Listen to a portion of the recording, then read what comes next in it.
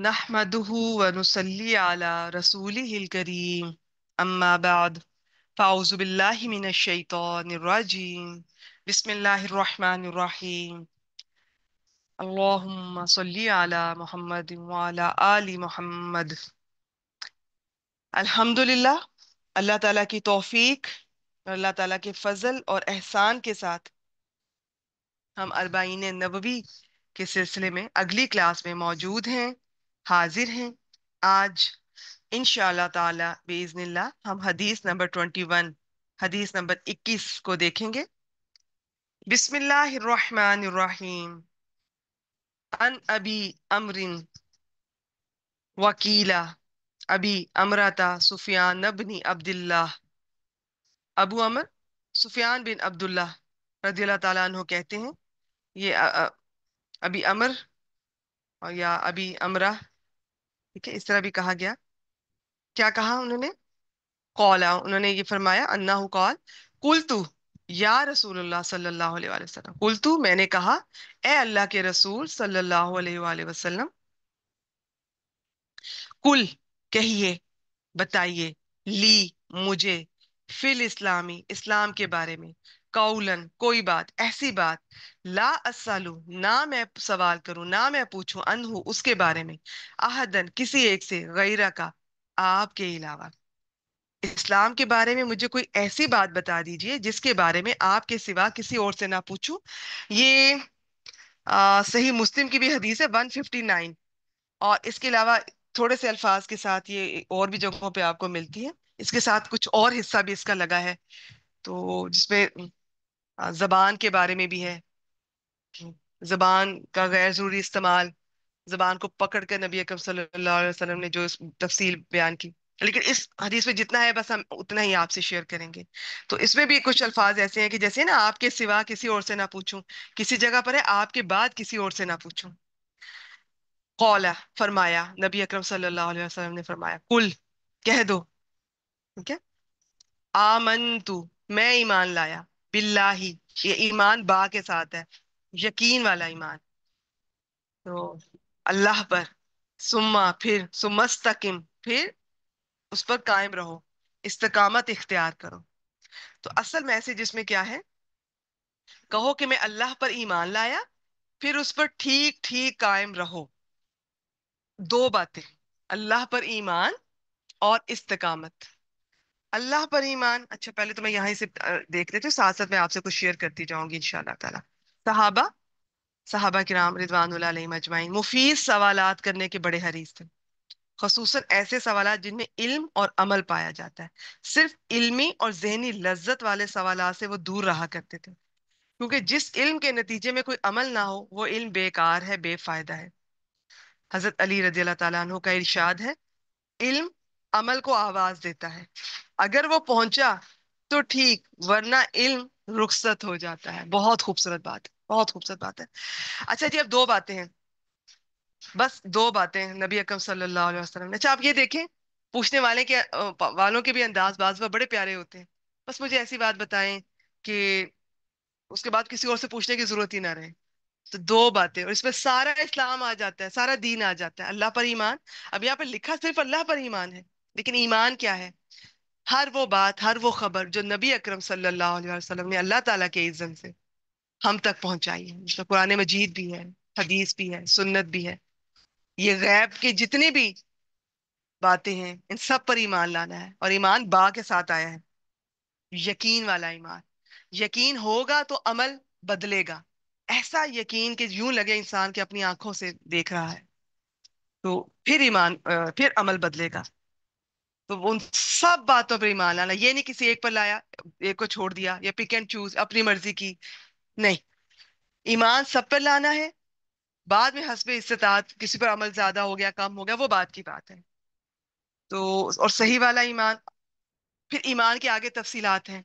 इसमें उलमाए किराम तीन चीजों से एक्सप्लेन करते हैं कि दिल से भी तस्दीक हो, लेकिन ये नहीं कि बस दिल में है और जुबान से किसी को नहीं पता, जुबान से भी इकरार करना जरूरी है। तस्दीक बिल कल्ब, इकरार बिल लिसान। और तीसरा, आपके जो जवारिह हैं, आज़ा हैं, तमाम जिस्म के आज़ा, वो भी इस चीज की तस्दीक कर रहे हूँ। کہ آپ مسلمان ہیں, آپ کے اندر ایمان ہے, آپ مومن ہیں.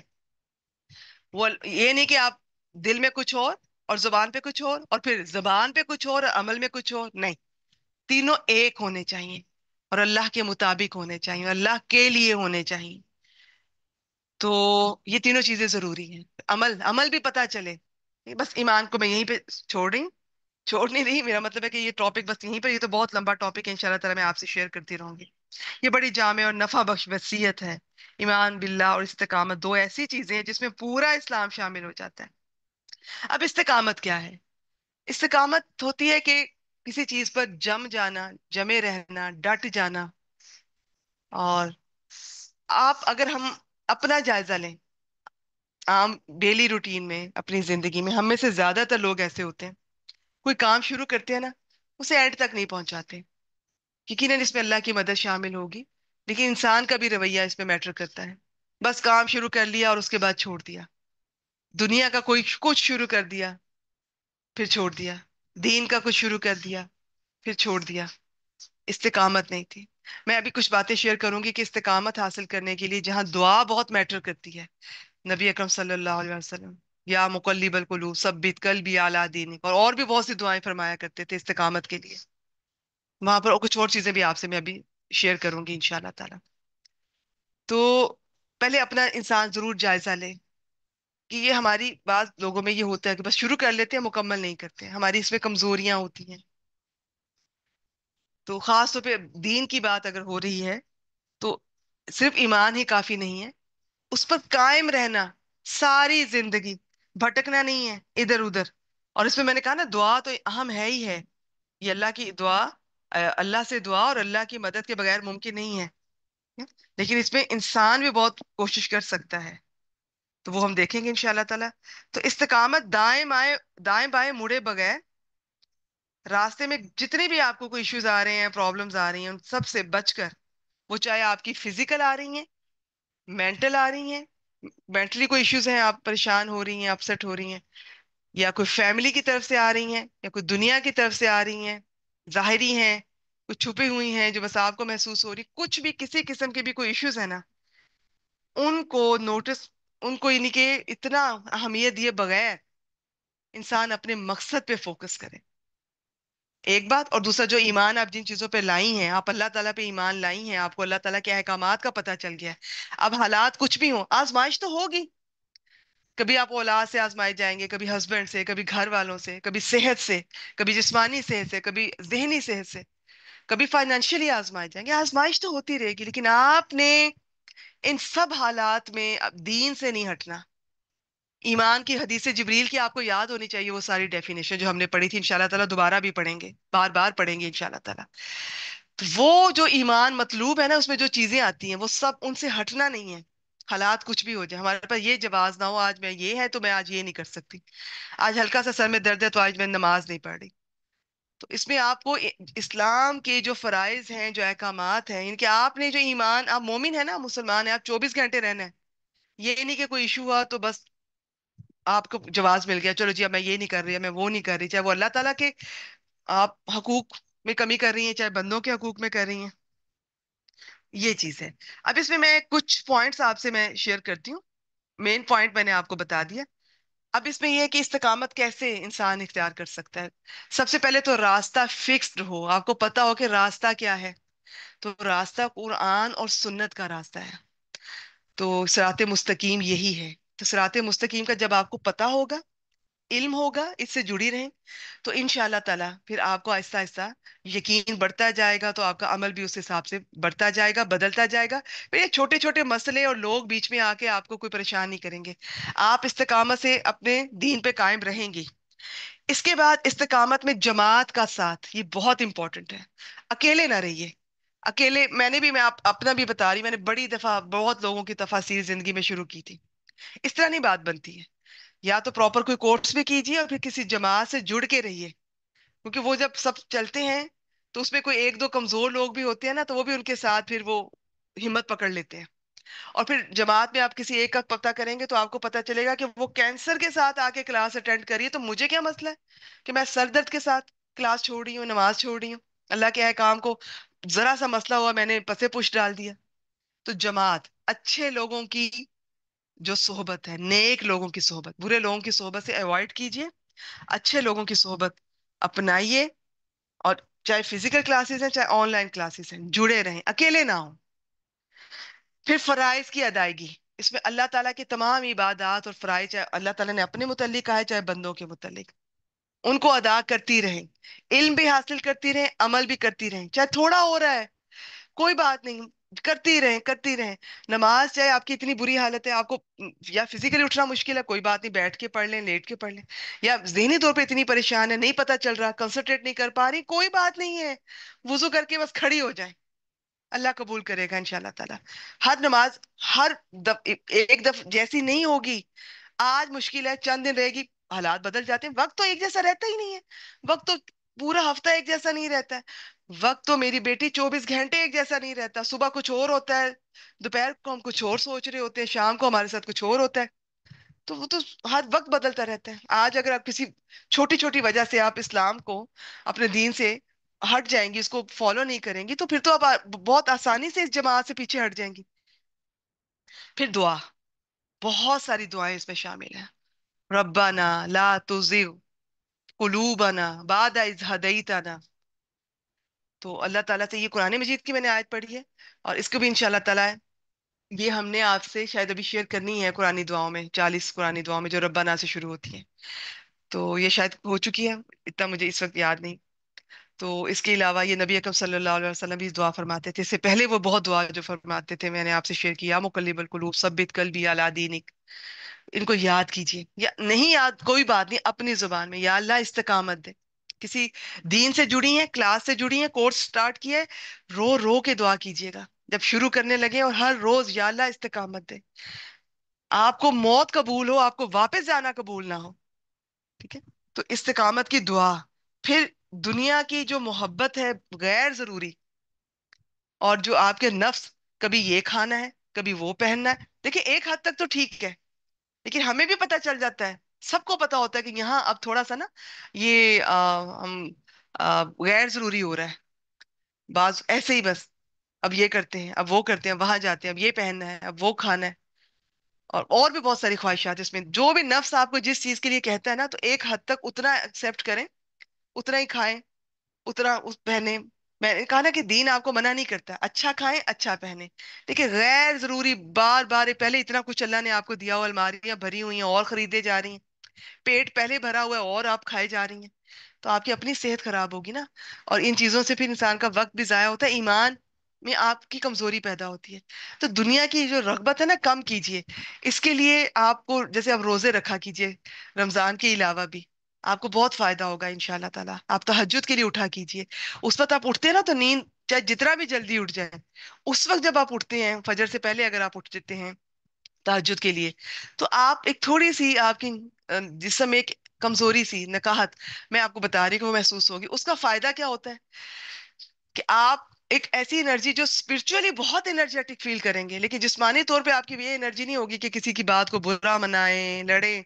आप देखें, जिस दिन आपने तहज्जुद पढ़ी होगी, अदा की होगी और रोजा रखा होगा, उस दिन आपका मूड नहीं होगा छोटी छोटी बातों पे माइंड करने का, बुरा मनाने का, कुछ डांटने का। आप बड़ी कूल एंड काम रहेंगी। तो ये फिजिकली भी चेंजेस आती हैं, स्पिरिचुअली रूहानी तौर पर ईमान बढ़ता है। तो ये चीजें आपकी हेल्प करेंगी दुनिया की मोहब्बतों को दूर करने में। बाकी दुआ किया कीजिए, अल्लाह ताला इन चीजों से आपको बचा के रखे। फिर लोगों को देखा करें, आपके सामने कितने लोग हैं जो रोज मरते हैं, क्या कुछ पीछे नहीं छोड़ जाते। तो ये इबरत लिया करें, सबक लिया करें। तो अब इस्तिकामत का अजर, फायदा क्या होता है जब आप इस्तिकामत इख्तियार करते हैं। देखिए, आजमाइशें आएंगी बीच में, लेकिन जो अल्लाह वाले, दीन वाले, इस्तिकामत वाले, जिन पे अल्लाह का खास करम और फजल है, और जो दुआ करते रहते हैं, रो रो के अल्लाह से दुआएं मांगते हैं, उनकी अल्लाह ताला उस आजमाइश में भी अल्लाह ताला उनकी बहुत मदद करते हैं, उनके साथ होते हैं। वक्ती तौर पे कमजोर पड़ भी जाए, अल्लाह ताला उनको या तो गिरने नहीं देते या वापस ले आते हैं वहीं पर।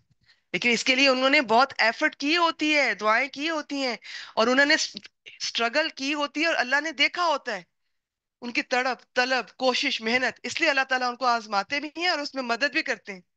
लेकिन जो कमजोर पहले से ही, कभी क्लास ले ली कभी नहीं ली, कभी कोई नए काम कर लिया कभी नहीं किया, कभी छोटी छोटी बातों पे छोड़ दिया, फिर आप वो मदद नहीं आती, याद रखिएगा।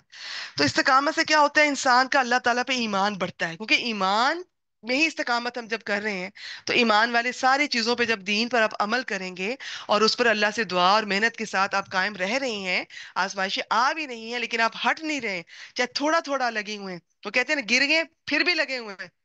वो कहते हैं ना कि आप भाग नहीं सकते इस रास्ते में, आप चल नहीं सकते, आप रेंग कर चलें, घुटनों के बल घिसट घिसट के चलें, लेकिन इसी रास्ते में चलें, कोशिश जारी रखें। तो अल्लाह ताला जब ये देखेंगे कि बंदा छोड़ नहीं रहा है इस चीज को, तो क्यों नहीं। देखिए, मैं एक टीचर की हैसियत से एक थोड़ा सा जो अल्लाह ताला ने इल्म दिया है, उससे मुझे अंदाजा हो जाता है कि ये जो 100 स्टूडेंट हैं, इनमें से ये चंद एक ऐसी हैं जिनमें इतना जज्बा क्लास नहीं छोड़ती। जब मुझे नजर आ रहा है तो क्या अल्लाह ताला को आपके दिल का हाल नहीं पता होगा? तो वो आपकी बहुत मदद करेंगे हर हाल में। आजमाइशें आएंगी, उसके बावजूद भी आप कोशिश कर रहे हैं तो मदद आएगी अल्लाह ताला की। फिर इंसान में खौफ और गम का खात्मा हो जाता है, अल्लाह पर ईमान बढ़ जाता है।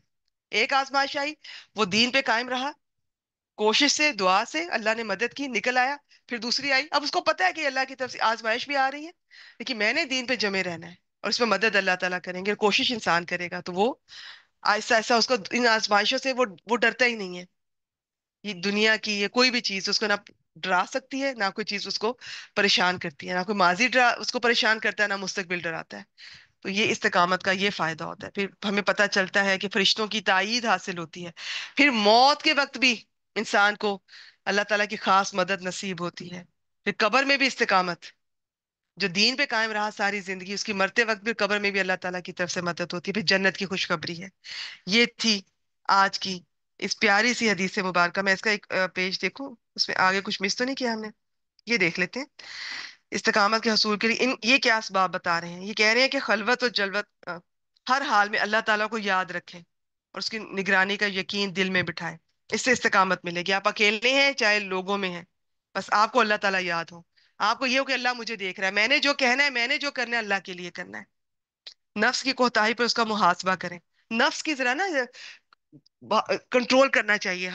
इसके लिए यही मैं कहूंगी, मैंने जैसे अभी तहज्जुद बताई आपको, मैंने रोजे का बताया, ये छोटी छोटी हर बात जो मेरा दिल ये चाह रहा है, मेरा दिल चाह रहा है ये खाऊं ये पहनूं, उसको ये सुना दूं, उसको मैं उसकी इंसल्ट कर दूं, उसने मुझे ये कहा उसको दो चार खरी खरी सुना दूं, उसकी तबीयत साफ कर दूं। ये नफ्स की हर बात ना सुना करें और हर बात माना ना करें। जितना आप अपने नफ्स की बातें मानेंगे उतना ये कमजोर होगा। और हर गलती के बाद हक की तरफ रुजू करना है, नफ्स को इताअत और फरमाबरदारी पर आमादा करना है, नेकियों की आदत। नफ्स का ये है, ये आपको अल्लाह ताला ने इतनी इंसान में ये दी है हिम्मत कि वो इसको कंट्रोल कर सकता है, अल्लाह ताला की मदद के साथ और दुआ के साथ, और खुद वो कोशिश कर सकता है इसको।